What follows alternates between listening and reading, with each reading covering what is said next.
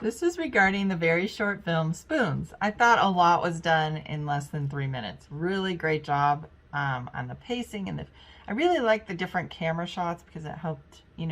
This was literally in like two different rooms of this house and one actor, and having the different camera shots and the movement of the camera really kept things interesting, and it almost felt sort of like a horror movie too. But this guy was like ready to eat. He had set up this special like candlelit dinner for himself and was all excited to eat, and then all he had was spoons. And reminds me, of course, of Alanis Morissette, 10,000 spoons and all you need is a knife.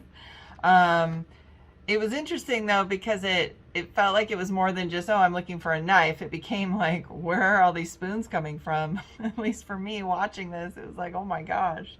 And then just a really great job all the way around with the cinematography, the camera shots, the acting. I thought the actor did a great job with all the subtle responses to finding spoons everywhere and just wanting a darn knife.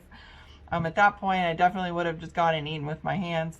But that wasn't the point. And I really liked such a simple concept, but it actually can be taken in many different ways for life as well, different scenarios, how all you have is this and you really just need that. So I thought it was cool. I thought it was a simple concept, well executed, great job to everybody who was involved, and good luck to you guys. This film is called Spoons. This is an awesome short, both eerie and hilarious. A young man sits down to an intimate candlelight dinner by himself. His performance is excellent. He really builds from calm to more and more frustrated and paranoid, which builds to an explosive ending. One element that I really like about this film is the lighting. The lighting coming from above makes the spoons in the drawer gleam and shine. I also like the noisy clanging of the silverware. What a clever premise, which is quite relatable in life. Sometimes searching for things can be so elusive. Well done, film.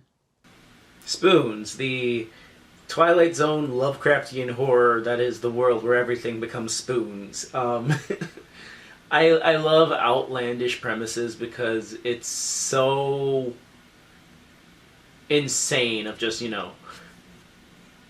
you're in a world where everything is now a spoon. Go. There was only one word being spoons.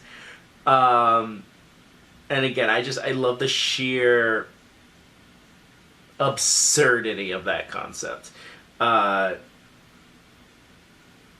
It does make me question just, he made a very nice dinner.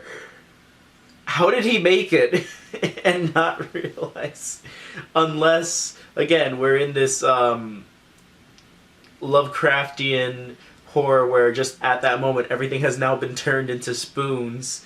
I love the absurdity of it. I love it so much. Spoons is simple and entertaining, punchline, set up punchline, small, short, funny. Yeah, it gets all it needs to do in such a short amount of time. So this is very funny. I really liked it. It's a great idea to, let's make a movie about a guy that really needs a fork, but can't get one, and the tragedy of that.